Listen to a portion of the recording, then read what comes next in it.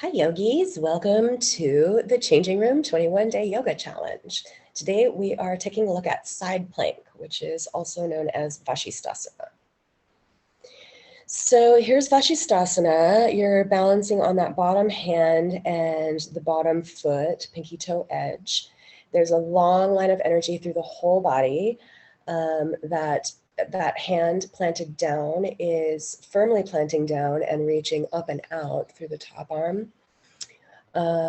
You are using the exact same mechanics that you use in the very first pose you ever learned, mountain pose, and plank pose, which is just mountain pose turned on a different angle.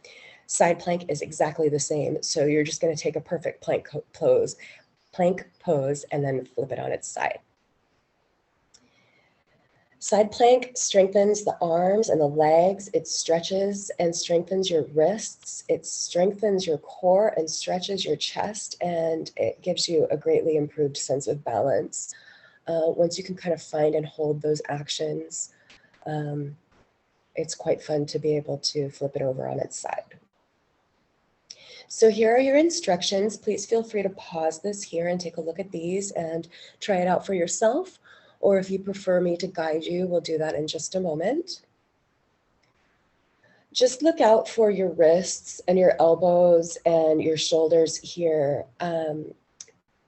It can be a little bit intense on your hands and arms, particularly as you're learning Vasistasana. So just look out for those things. Just like plank pose, Vasistasana is another example of mountain pose, like I was saying. It's just in a different plane, but all the same actions and rules apply. Once you get the hang of it, you'll be able to flow in and out of plank and into side plank with ease. To add more challenge and play too, you can try lifting the top leg straight up into the air. See if you can hook the big toe of that top leg with your index and middle fingers, and then you can stretch the inner thighs as you send that top leg up toward the sky. So let me show you what I'm talking about. So Vasistasana is kind of a fun one, side plank.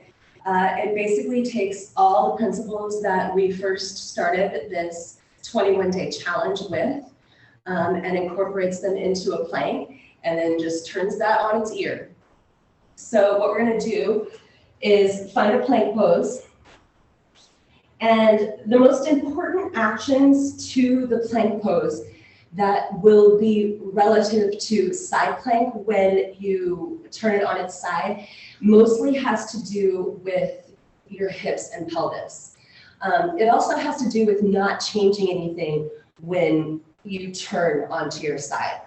Just staying strong in your core and just taking the whole thing up and over. So anyway, we're finding a plank pose. My feet are together, my legs are squeezing together, my belly button is moving up and in toward my spine, and as I find that action, what I'm also finding is sort of an openness and a lift to my back body.